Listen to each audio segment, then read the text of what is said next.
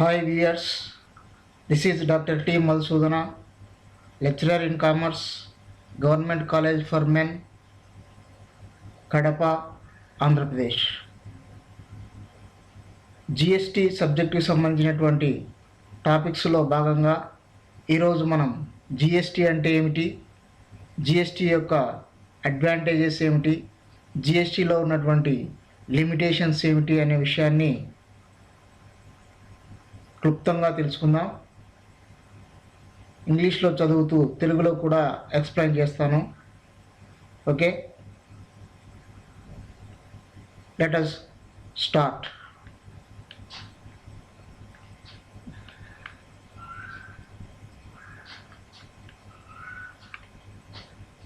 Meaning of GST. GST is a tax that is levied on the value added to a purchase supply. GST అనేది మనం కొనుగోలు చేసేటువంటి వస్తువుల మీద ఎంతైతే లాభం ఆర్జిస్తామో ఆ లాభం మీద పన్ను విధించేటువంటి విధానం. Tax would be levied on the value addition done at each stage of production and distribution. అనగా వస్తువులను ఉత్పత్తి చేసినప్పుడు కానీ లేదా వాటిని డిస్ట్రిబ్యూట్ చేసినప్పుడు కానీ వాటి మీద వచ్చేటువంటి లాభం మీద పన్ను విధించేటువంటి విధానం. GST would be a comprehensive indirect tax which is levied on supply of both goods and services throughout India. భారతదేశ వ్యాప్తంగా వస్తువులు మరియు సేవల అమ్మకాల మీద, సప్లై మీద విధించేటువంటిదే GST tax. GST is a consumption or destination based tax.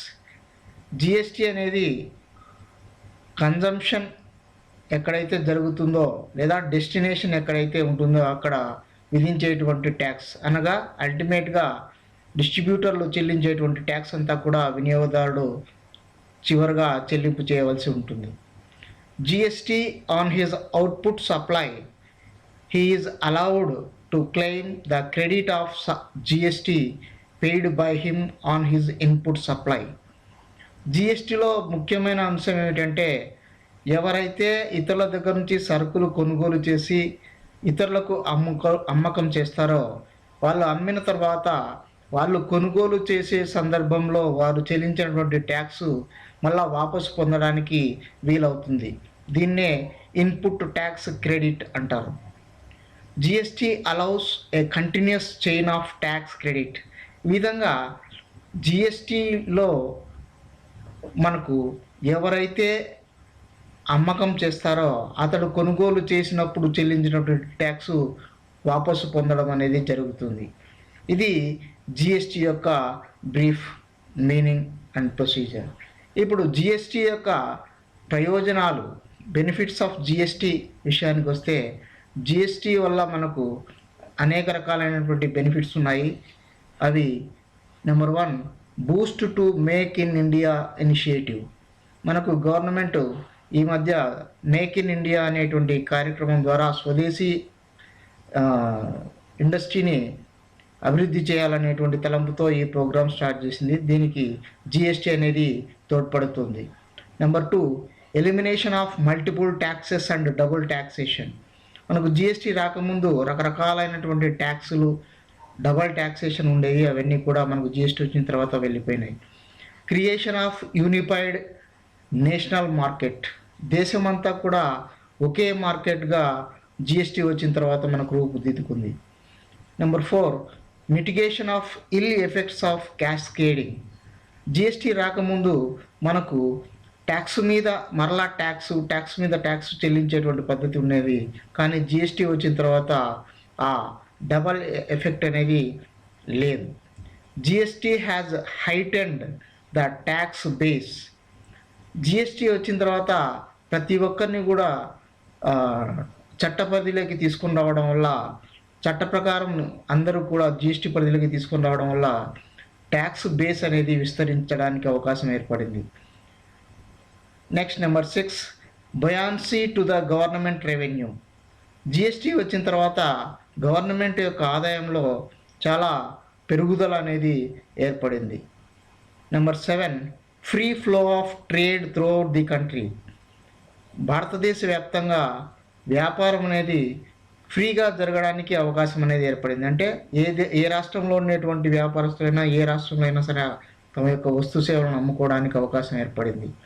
Number 8, seamless flow of credit.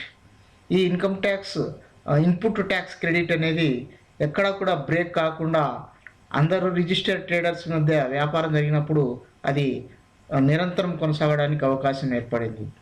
Easy tax కాంప్లయన్సెస్.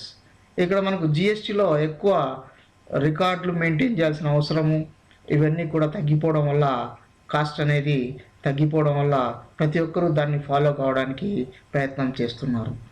Number 10, uniformity in rates reduces tax evasion.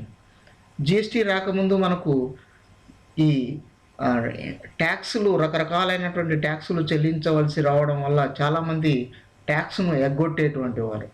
అయితే జిఎస్టీ వచ్చిన తర్వాత ఈ ట్యాక్స్ ఎగవేత అనేది తగ్గుముఖం పట్టింది. Number 11, simplified and automated procedures. GST follow అయ్యేటువంటి వ్యాపారస్తులకు ఇది ఒక సింప్లిఫైడ్ విధానంగా రూపుదిద్దుకోవడం జరిగింది. Number 12, technology backup of GST. జిఎస్టీలో మనకు ఒక పోర్టల్ అనేది ఏర్పాటు చేశారు.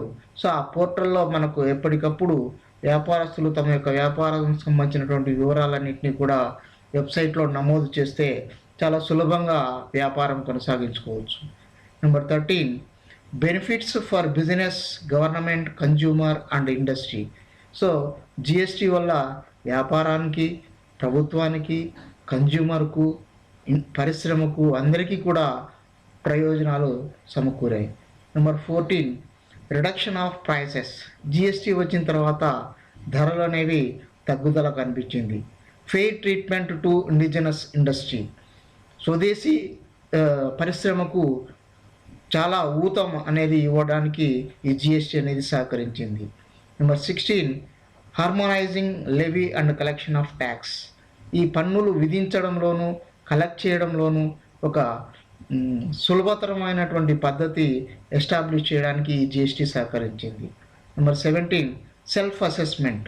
జిఎస్టీలో ఎవరికి వారు చెల్లించవలసినటువంటి ట్యాక్స్ను అసెస్ చేసుకోవడానికి అవకాశం ఏర్పడింది. కాబట్టి వారి యొక్క వ్యాపారం ఎంత జరిగింది, దాని మీద ఎంత ట్యాక్స్ చెల్లించాలి, ఆ విధంగా ట్యాక్స్ చెల్లించి ఎక్కువ తక్కువ తర్వాత మనం క్లెయిమ్ చేసుకోవచ్చు. సో ఇవి మనకు జిఎస్టీలో ఉండేటువంటి ప్రయోజనాలు. ఇంకా జిఎస్టీలో ఉండేటువంటి పరిమితులు, disadvantages of GST, limitations of GST విషయానికి వస్తే ఏ సిస్టమ్ అయినా సరే మనకు కొన్ని పరిమితులు, లోపాలు అనేవి ఉంటాయి. సో జిఎస్టీలో కూడా కొన్ని లోపాలు ఉన్నాయి. ఆ లోపాలను సరిదిద్దడానికి గవర్నమెంట్ ప్రయత్నం చేస్తూ ఉంది. So the important limitations of GST are number 1, coping with GST. GST అనేది కొత్త చట్టం కాబట్టి మన దేశంలో దాన్ని ఫాలో కావడానికి కొంత టైం పడుతుంది.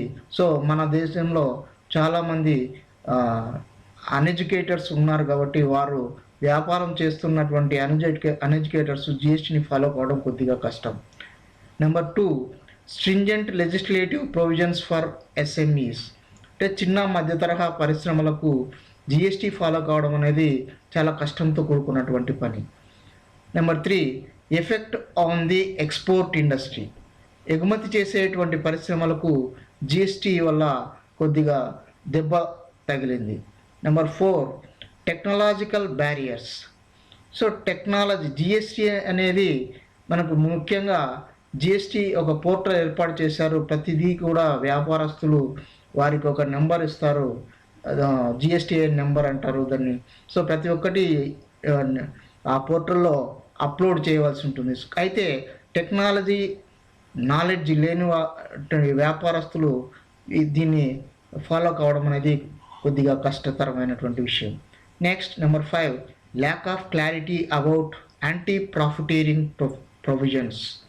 అంటే చట్టంలో కొన్ని లోటుపాట్లు ఉన్నాయి, వాటిని సక్రమంగా అమలు చేయడం అనేది కొద్దిగా కష్టంతో కూడుకున్నటువంటి పనిగా ఉంది.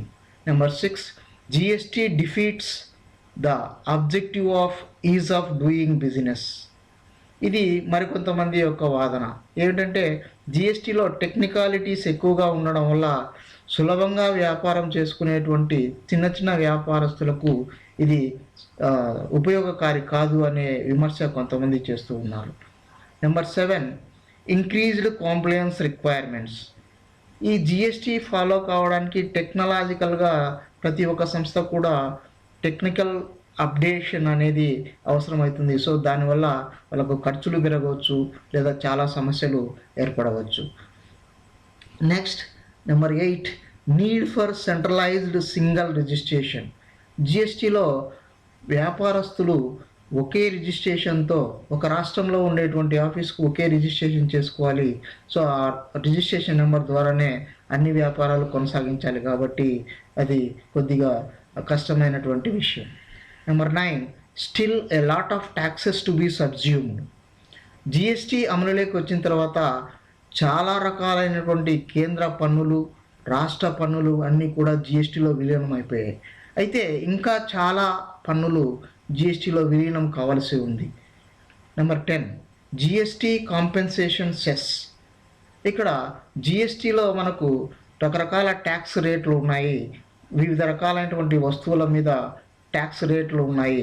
అయితే లగ్జరీ ప్రోడక్ట్స్ మీద government GST plus compensation cess కూడా వసూలు చేస్తూ ఉంది. ఇది కొంతమందికి ఇబ్బందికరం కావచ్చు. Number 11, multiple tax rates. So జిఎస్టీలో ఒకే ట్యాక్స్ అని కాకుండా మల్టిపుల్ ట్యాక్స్ రేట్స్ అని మనకు 4 రకాలైనటువంటి ట్యాక్స్ బేస్లు ఉన్నాయి. ట్యాక్స్ రేట్స్ 5%, 12%, 18%, 28% అని. సో ఈ విధంగా ఉండడం వల్ల వాటిని తెలుసుకోవడం అనేది కొంతమందికి ఇబ్బంది. 12, డ్యూయల్ కంట్రోల్ హర్డల్స్. సో ఇక్కడ మనకు కేంద్ర ప్రభుత్వము, రాష్ట్ర ప్రభుత్వము రెండు కూడా ఈ జిఎస్టీని వసూలు చేయడం వల్ల రెండింటిని కంట్రోల్లో ఇది నడుస్తూ ఉండడం వల్ల కొన్ని సమస్యలు అనేవి ఏర్పడవచ్చు. Number 13, confusions regarding changing loss.